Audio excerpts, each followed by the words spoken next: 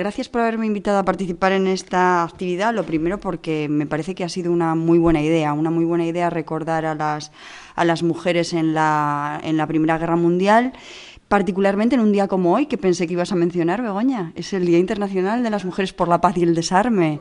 Hoy es un día para celebrar, para recordar, es un día de homenaje y la verdad es que hay muy pocas ocasiones en las que se celebra este día en esta comunidad, ¿no? En Asturias. Yo creo que habéis hecho una muy buena elección el poner hoy la mesa redonda. Por otro lado, porque el tema de la guerra, desafortunadamente, sigue estando de enorme actualidad. Y aunque no es un tema del que yo me encargue profesionalmente, no soy experta en análisis de conflictos o análisis de guerras, sí que es verdad que he participado activamente en el movimiento por la insumisión a finales de la década de los 80 del siglo pasado, ya se dice pronto esto, y entonces, bueno, pues tengo un especial vínculo con el tema antimilitarista y con la cuestión del pacifismo y el estar un poco en contra de los ejércitos, ¿no? Os decía que mi parte que me toca es un poco más aburrida después de esto que hemos visto, tan visual y con el vídeo de las Guerrilla Girl para cerrar. Por cierto, hubo una exposición más reciente en Londres hace unos meses y se planteó el análisis de los museos europeos y salen los datos igual de escalofriantes que en el 89 y que lo que comentaban en Bilbao, ¿no? Bueno, ¿qué me voy a centrar? Me voy a centrar fundamentalmente en tres grandes cuestiones. Sería lo que yo querría trabajar o tratar ahora, ¿no? Por un lado, ¿qué papel social cumplen las guerras y cómo afectan a las mujeres? ¿Cómo hemos participado las mujeres en las guerras? Y, en tercer lugar, ¿cuál es el vínculo entre el feminismo y el pacifismo? ¿En qué medida la participación de las mujeres en los movimientos feministas y de construcción de la paz va ligado a las ideas feministas? Bueno, a ver si me da tiempo en estos 20 minutos a tratar las cuestiones y si no, pues bueno, alguna puede quedar después para el debate, ¿no? Lo primero que habría que decir, tal vez, es que la violencia, las guerras, los conflictos existen desde el principio de la historia de la humanidad como una forma de conseguir recursos, de conseguir territorio y, paradójicamente, también como una forma de resolución de conflicto, aunque parezca mentira, ¿no? Las guerras pusieron en práctica, en funcionamiento, una de las primeras formas de organización burocráticas, que son los ejércitos. Cuando en el mundo las burocracias todavía no existían como forma de organización social para trabajar de manera más racional, de manera más eficiente, ya se entendió que tanto el ejército egipcio como el ejército romano, como el ejército chino, se organizaban de forma burocrática, ¿no? Llama la atención, por tanto, que cuando habría que funcionar de manera racional no lo hicimos para satisfacer las necesidades de la población, sino lo hicimos para matar de manera más efectiva o más eficiente, ¿no? Los ejércitos no solo son un instrumento de guerra, eso también lo sabemos. Con el Estado-Nación, los ejércitos constituyen un potente mecanismo al servicio del Estado, tanto para el control de las fronteras estatales como para el control social. Es decir, son un servicio, un instrumento al servicio de la élite, al servicio del mantenimiento del status quo. Y cumplen un importante papel de transmisión de los valores. Por eso la propaganda juega un papel tan importante en las guerras y los ejércitos lo utilizan de una forma tan eficaz, ¿no? ¿Y cuáles son los valores que exalta o que transmite el ejército? Pues normalmente valores vinculados al patriotismo, valores vinculados a la utilización de la violencia y, como no, valores también sexistas, como veremos más adelante, ¿no? Son una escuela de aprendizaje para los hombres, han sido tradicionalmente a lo largo del tiempo, ¿no? De cómo construir su masculinidad tradicional. Las mujeres no hemos participado en los conflictos de la misma manera que los hombres, tampoco hemos sido ajenas a los mismos, ya veremos por qué.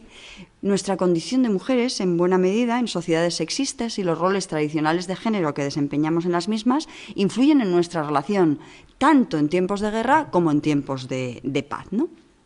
Desde el punto de vista teórico, yo creo que tendríamos que plantear cuestiones bueno, pues relevantes, ¿no? Muchas feministas, desde Berta von Suttner, que fue la primera mujer que recibió el Premio Nobel de la Paz en el año 1905, o Virginia Woolf en adelante, entienden que la violencia de género y las guerras responden a una misma lógica. ¿Y cuál sería esa lógica? Bueno, pues el que hay un vínculo entre la masculinidad tradicional, la violencia y los conflictos armados, que en su forma más extrema, el conflicto en general, y en su forma más extrema, el conflicto armado que desencadena las guerras, ¿no? ¿Por qué? Porque la masculinidad tradicional, el aprendizaje de la masculinidad tradicional lleva aparejado el manejo de las armas, la exhibición de la fuerza, la exaltación de la valentía, la exaltación de la virilidad, etcétera, etcétera. Y esos son valores contrapuestos a los valores tradicionalmente asociados a las mujeres, como serían el cuidado, la sostenibilidad de la vida humana, la sensibilidad, etcétera. O sea que estaríamos ante dos lógicas de comprensión de la sociedad y de funcionamiento de la sociedad. La lógica de la violencia, de la guerra, del conflicto, la lógica de la destrucción, la lógica de las armas, frente a la lógica del cuidado, la vida, la sostenibilidad de la vida humana, etcétera, ¿no? Bueno, esto sería una parte. Por otra parte, tendríamos que considerar que en las guerras las mujeres no somos las únicas víctimas, eso es cierto, pero sí que nos golpean de manera específica. ¿Por qué? Porque en las guerras todas las personas estamos en una situación de tremenda vulnerabilidad, en tanto que nuestras vidas corren peligro, en tanto que podemos estar a merced de la violencia que se da por los diferentes bandos que estén en la contienda, pero las mujeres, como os decía, sufrimos una violencia específica por nuestra condición de género y también por la interrelación de esa posición de género con variables añadidas como pueden ser la edad, la etnia, la clase social, etcétera, ¿no? Y además, la violencia va en sentido creciente. He traído un libro que para mí es clave en el análisis de las mujeres y de la posición de las mujeres en los conflictos y del pacifismo, que se llama Mujeres en pie de paz, de Carmen Magallón, que si no conocéis os recomiendo enormemente porque es un análisis muy sólido que hace esta autora, pero que en realidad es un análisis colectivo de sus años de trabajo con otras en diferentes organizaciones. Y lo que plantea es que si bien en la Primera Guerra Mundial las víctimas civiles representaban aproximadamente el 15% del total, en la Segunda Guerra Mundial ya representan el 50% y en las guerras contemporáneas estaríamos hablando del 80% de las víctimas mortales. Dentro de ese 80%, la mayoría de las víctimas civiles serían mujeres y menores de ambos sexos, ¿no? Por tanto, vemos cómo se extiende de manera exponencial esta violencia, ¿no? La violencia contra las mujeres, la violencia de género, está muy extendida en las sociedades sexistas. No es privativa de la guerra, está extendida en el conjunto de la sociedad. Pero lo que tendríamos que decir es que en multitud de conflictos a lo largo del tiempo, y yo, bueno, tampoco soy historiadora, no sé dónde poner el punto, ¿no? Pero desde la Segunda Guerra Mundial a conflictos que nos suenan a todo el mundo, como los de Yugoslavia, Sierra Leona, Ruanda, Liberia, El Salvador, Guatemala, se ha utilizado la violencia de género como arma de guerra. Seguramente que no fue el origen ahí, pero en estos conflictos indudablemente se ha utilizado. ¿De qué manera?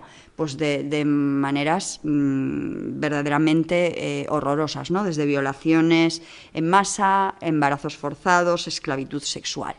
Todas estas formas de violencia contra las mujeres cumplen un claro objetivo militar, no se hacen porque sí. No son consecuencia de la mera situación de guerra y de la barbarie generalizada que se genera en una guerra.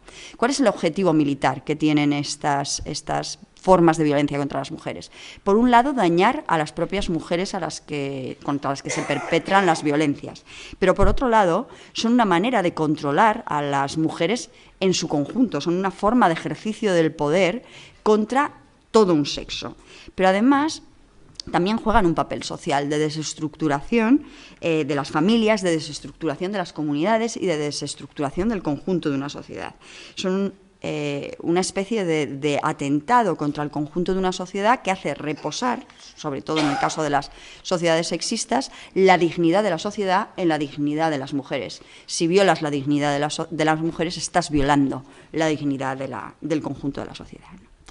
La violencia de género, particularmente la violencia de carácter sexual, genera rechazo social, genera vergüenza, genera culpa en las mujeres, y eso llevó a que durante mucho tiempo hubiera un silencio acerca de este fenómeno, ¿no? Que fuera algo sobre lo que no hablamos. De hecho, no hablamos de ello hasta la década de los 90 del siglo XX, cuando en la ex Yugoslavia la violación sistemática de mujeres llevó a que a través de la presión organizada de los grupos de mujeres, se planteara que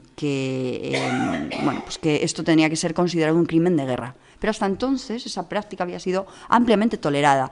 Y lo más llamativo no es que fuera ampliamente tolerada por parte de los ejércitos enemigos, sino que también los propios ejércitos acabaron ejerciendo violencia contra las mujeres en multitud de conflictos armados, ¿no?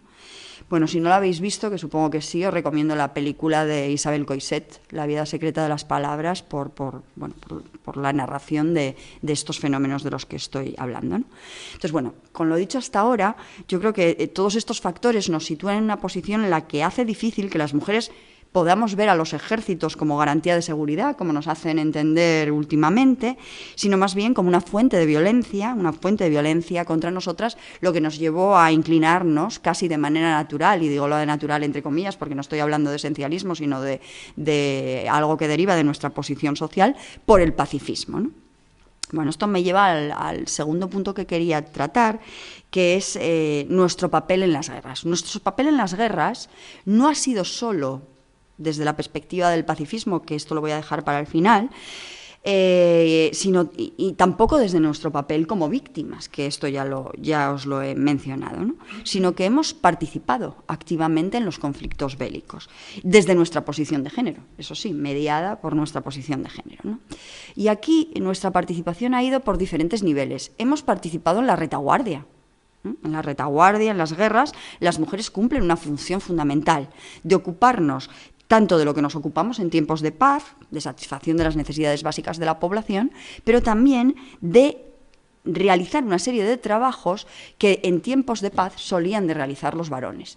Y esto se vio muy claro en los carteles de la Segunda Guerra Mundial. He traído estos, que son los que conocemos más, el caso del We Can Do It, pero también este que se conoce un poco menos, el de We Can't Win Without Them, donde las mujeres construían bombas, o bueno, algún otro que tenemos por aquí, de aprender cómo hacer las municiones, etcétera, ¿no?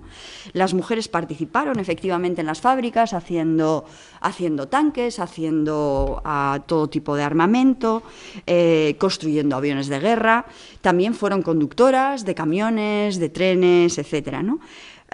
Y estas tareas en realidad constituyeron la base de lo que luego, tras la Segunda Guerra Mundial, fue el acceso masivo de las mujeres al empleo. No tanto estos empleos masculinizados, que todavía siguen desempeñando los varones mayoritariamente, pero sí a una clara y masiva incorporación de las mujeres al empleo, ¿no? Pero nuestra participación en las guerras no solo está en la retaguardia, está también, o estuvo también, en el frente, ¿no? En el frente, desempeñando los roles tradicionales de género, como enfermeras, como aparecen claramente en los carteles de la Primera Guerra Mundial. Aquí tengo el de las mujeres en la Cruz Roja haciendo de ángel de las trincheras, ¿no? Como cocineras, también como satisfacción de las necesidades sexuales de los combatientes, y aunque sea en menor medida, también como combatientes.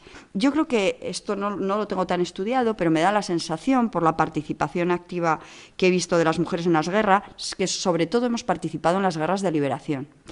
Guerras de liberación nacional y revoluciones. Sería el caso de la Guerra Civil Española, una guerra que iba en la defensa del orden social establecido en aquel caso, pero un orden que en realidad había subvertido un orden tradicional anterior, ¿no? Por tanto, una reivindicación, una sociedad que merecía la pena desde el punto de vista de género, ¿no? En la Segunda Guerra Mundial, en la resistencia, también fue clarísimo el papel de las mujeres, ¿no? En las guerrillas latinoamericanas, indudable, ¿no? En El Salvador, en Guatemala, en Nicaragua, etcétera. Y lo único que este papel combatiente, salvando el de destacadas dirigentes, yo creo que ha sido un papel en el que como género no hemos sido dirigentes. Esto es un poco la diferencia. Y esto, claro, lógicamente tiene que ver con nuestra posición social desempoderada como género. Es decir, si no tenemos el poder social, pues lógicamente, en la misma medida, lógicamente no tenemos la capacidad de decidir nuestra participación en las guerras y no tenemos una acción, pues, particularmente belicosa, salvando el caso de algunas figuras, lógicamente, ¿no? Pues caso de algunas guerras, algunas reinas, perdón, que fueron particularmente belicosas, el caso de nuestra Isabel la Católica, o el caso de algunas dirigentes políticas, como podría ser el caso de Margaret Thatcher también, que fue particularmente belicosa, ¿no? Pero como género, lo que tendríamos que decir es que lo llamativo como género no es que hayamos ejercido la violencia en las guerras, sino más bien en situación de guerra, nuestro protagonismo en la otra parte, nuestro protagonismo en acciones de paz, en nuestra trayectoria a favor de la paz. Y a esto es a lo que me gustaría referirme ahora. Y yo creo que este hecho de que las mujeres hayamos participado de manera muy activa en el pacifismo, en el movimiento pacifista, tiene que ver con dos cosas. Tiene que ver con nuestra condición de mujeres y tiene que ver con las ideas feministas, con ambos factores, ¿no? Son muy conocidos algunos movimientos de mujeres en contra de la guerra o en contra de las consecuencias de las guerras, vinculados a la condición de madres o a la condición de esposas de los combatientes. Sería, por ejemplo, el caso de las revueltas de mujeres en Asturias y en Cataluña a principios de siglo en contra de la guerra colonial española. Ahí bueno, pues hubo muchas mujeres que rechazaron el hecho de que se movilizara a sus hijos o a sus maridos porque no podían pagar la cuota. Es decir, que lo que ocurría ahí es que los pobres iban a la guerra y si podías pagabas y entonces dejabas de ir a la guerra. Bueno, pues eso generó movimientos, sobre todo de mujeres, revueltas de mujeres, negándose a la colaboración. Es también conocidísimo el caso de las madres de la Plaza de Mayo, que luchan por la búsqueda de sus desaparecidos, por la reparación moral, por la reparación, por la memoria histórica, porque no se pierda la memoria histórica, y por la reparación, ¿no? También los comités de Óscar Romero, del Salvador, tienen esta misma lógica en el trasfondo. En otros casos, sin embargo, la participación pacifista de las mujeres no deriva de esta condición de mujeres, sino de las ideas feministas. Y yo creo que aquí fue clave en el pacifismo de la Primera Guerra Mundial, ¿no? Las mujeres, desde el principio, desde las ideas feministas, nos dimos cuenta de que las sociedades sexistas son sociedades violentas, intrínsecamente violentas, y no habrá paz mientras vivamos en sociedades no igualitarias. Entonces, detrás de este trasfondo, el feminismo denuncia la violencia de género y rechaza, a su vez, otra cosa muy importante, que es la victimización de las mujeres. Que reconozcamos la violencia no significa que reduzcamos a las mujeres a su condición de víctimas. Es decir, que a la vez que tenemos que comprender que la violencia nos golpea, no somos únicamente víctimas, sino que somos capaces de tener un papel muy activo en contra de la guerra y una capacidad de resistencia a la violencia tremenda, ¿no? Desde estos presupuestos, como os decía, destaca el gran movimiento feminista que se alza contra la Primera Guerra Mundial planteando que habría que buscar una solución pacífica a la Primera Guerra Mundial. Y aquí está clara la implicación de no todas las sufragistas, pero sí una buena parte del movimiento sufragista, que es capaz de organizar 2 conferencias internacionales de mujeres en el periodo de guerra, es decir, en medio de una guerra, se organizan 2 conferencias a las que asisten más de 1000 mujeres y que buena parte de ellas son represaliadas, intentan buscar una fórmula pacífica de salida del conflicto que no logran, pero que, bueno, que articula un movimiento internacional pacífico de mujeres feministas, ¿no?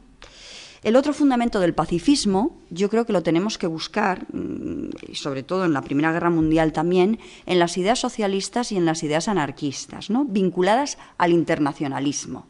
Y eso también está presente en el feminismo. Fijaros lo que os acabo de contar ahora mismo, que se monta una organización a escala internacional. El internacionalismo, el entender que el otro y la otra no es un enemigo, sino una persona como tú, es clave para poder establecer vínculos de solidaridad que nos lleven a entender que las otras están con nosotras y que, por tanto, la solución tiene que ser pacífica y no violenta.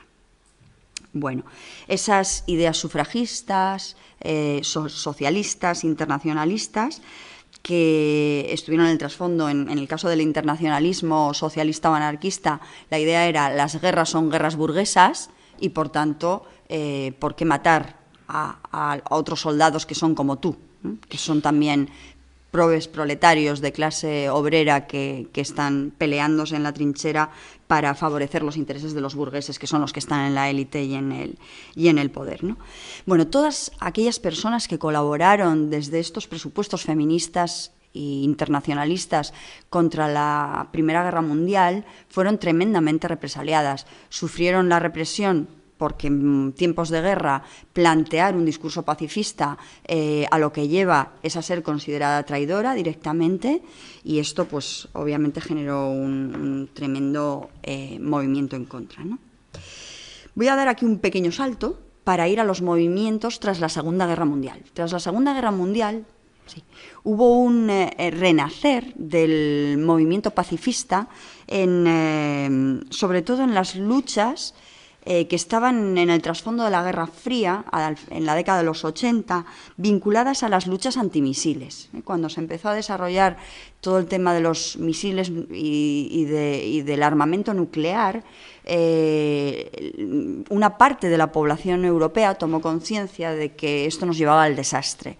Y entonces se generaron determinadas campañas de paz pacifistas en Europa, y yo rescataría el caso de Griham Common, porque fue un campamento que duró 20 años, plantado por mujeres delante de una base militar, y que al final de la década de los 90, en el 2000 concretamente, lograron desmantelar. O sea que fue un campamento muy laborioso de llevar a cabo, en el que se plantearon estrategias muy interesantes de lucha, pero que finalmente acabó con una victoria. Y yo creo que esto también hay que reconocerlo, la fuerza de la no violencia frente a las armas, que parece que pueden con todo, pero a veces con estrategias tan llamativas como la desobediencia civil o la no violencia, las armas tienen poco que hacer, ¿no? Porque ante eso, pues lógicamente es muy complicado. No podían salir ahí a masacrar a unas mujeres acampadas que no estaban haciendo nada más que cortar el tráfico e impedir que aquellos misiles salieran de la base y que no entrara el material para seguir construyendo, ¿no? En el Estado español hubo dos movimientos que bebieron claramente de estas influencias pacifistas y feministas. Uno fue el movimiento anti-OTAN y otro fue el movimiento por la insumisión. Yo colaboré en este último y me gustaría comentar un poco este movimiento, porque fue un movimiento que de mano podría parecer que estaba encabezado por varones, y efectivamente, porque tenía un componente antimile muy fuerte, ¿no? Era para negarse a ir al servicio militar obligatorio. Pero a mí lo que me interesa de este movimiento es su carácter antimilitarista. Fue un movimiento muy transformador desde ese punto de vista, muy innovador y muy activo. Y muchas mujeres participamos no solo por la idea de solidaridad generacional, que también, es decir, si hubiéramos sido hombres tendríamos que haber estado ahí debatiéndonos ante la disyuntiva de ir a la cárcel ir al ejército o acabar en la cárcel, pero sino como os decía, por su potencial transformador y de apoyo de los intereses feministas, ¿no? Fue un movimiento que puso en cuestión el modelo masculino tradicional, un modelo que buscaba, un modelo que el ejército español quería construir y que venía heredado de la dictadura en buena medida, ¿no? De un tipo de hombre determinado, y el movimiento por la insumisión lo rechazaba el uso de la fuerza, rechazaba la idea del ejército como institución, rechazaba los valores militaristas, rechazaba la idea de la obediencia, de la jerarquía, de la disciplina, rechazaba el nacionalismo español y sobre todo el nacionalismo español y la patria española como una patria heredera de una dictadura. Y esto lo hacía nuevamente utilizando esta estrategia que ya nos venía del sufragismo, que es la estrategia de la no violencia y de la desobediencia civil, que también fue utilizada en las luchas anticoloniales y en otras muchas luchas, ¿no? Bueno, a finales de los 80, en este mismo contexto, aparecen también las mujeres de negro, que creo que es otro movimiento al que hay que aplaudir y que es muy interesante. Y me interesa destacar de mujeres de negro tanto el negro que utilizan en sus vestidos también por esta cuestión propagandística, ¿no? El negro, que es el luto y que representa el luto que estamos en luto por todas las víctimas que provocan las guerras, y el silencio. Frente a la propaganda militarista, desde el punto de vista pacifista y feminista, no nos cabe más que callarnos, no porque no tengamos nada que decir, sino como manera de enfrentar o de desobedecer a estas arengas militares, ¿no? Bueno, este grupo fue muy activo también en la guerra de la Yugoslavia, obviamente, ¿no? Y el objetivo, me interesa particularmente del grupo, su gran objetivo, que yo haría hoy mío, es el de expulsar la guerra de la historia y resolver los conflictos de forma pacífica. Con este objetivo en mente, me gustaría plantear 5 cuestiones para acabar que merece la pena considerar por su proximidad histórica y geográfica. Histórica en el sentido de que se están produciendo ahora mismo. La primera es la cuestión de las personas refugiadas. No puedo marcharme de aquí hoy sin hacer una referencia al tema de las personas refugiadas. Desde hace ya varios años, millones de personas se agolpan en las fronteras de Europa por los diferentes países que están asolando, los países de Oriente Próximo, África, Asia. Y nuestros gobiernos lo que hacen es levantar vallas, como bien sabemos, lanzarle el problema a Turquía o evitar de todas las maneras que se le ocurre que las personas que están llegando puedan llegar con facilidad, ¿no? En la huida hay multitud de mujeres, las hemos visto en las imágenes, pero una vez más, las violencias que están sufriendo las mujeres es algo de lo que no se está hablando y no se suele tener en cuenta a la hora de intervenir. Yo creo que esto es algo que nos tendría que estar golpeando ahora mismo y haciéndonos tomar nuevamente la acción para combatirlo, ¿no? En la parte anterior vimos claramente cómo las guerras no se ganan solo en el campo de batalla, se ganan también a través de la propaganda, y desde el punto de vista de la propaganda, bueno, yo creo que hay cuestiones muy interesantes. Por una parte, merece especial interés la cuestión de la utilización de las mujeres y la discriminación de las mujeres para justificar determinadas guerras. Lo hemos visto en Afganistán, por ejemplo, con el caso de Bush, pero sin irnos tan lejos, hay un caso el caso del ejército español y de los ejércitos modernos en general, por legitimar su actuación.